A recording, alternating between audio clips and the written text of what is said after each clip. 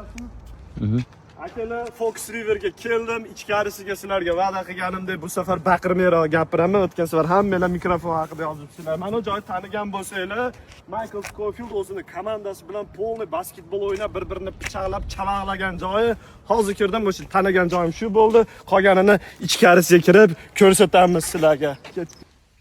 Akalar, bu kino uchun shunchaki sahnalashtirilgan joy emas. Bu kameralarda Amerikaning eng vahshiy jinoyatchilari o'tirgan joylar.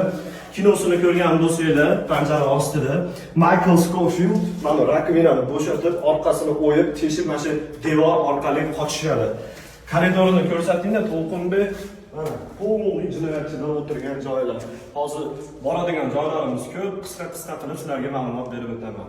Cruz meni kut, Mary Cruz men albatta yoningga boraman deb hamma aktyorlarimiz mana shu telefonli apparatdan foydalanishgan. Kinosida ko'rgan bo'lsanglar, keling bitta ko'rsating telefonda.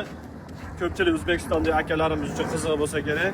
Mana o'sha mashhur aktyorlar Michael Scofield, boshqa hammasi mana shu yerdagi apparatlardan foydalanishgan. Samolyot.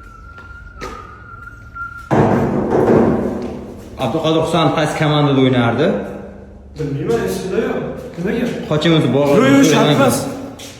Akalar, kinoni ko'rgan bo'lsanglar, Scofield aka-ukasi hamda boshqa uni sheriklari shu joy orqali, ya'ni politsiyalar dam oladigan joy orqali qochishga harakat qilishadi, lekin politsiyalarning boshlig'i bilib qoladi va o'sha boshlig'i o'zini shu teshik tagidagi trubaga ko'rib qo'yishadi. Yaqinroq kelib ko'rsating, bu teshikni har kuni ko'ryaptimi biz do'stlarimiz, qarang akalar. O'limga hukm qilingan jinoyatchilar shu binoga olib kirilib, oxirgi yo'liga kuzatilardi ekan. Bu akaning operator aka mana elektrichеский stul, mana shu stulga o'tirgizishib, odamlarning jonini uzishardi ekan. Yuring.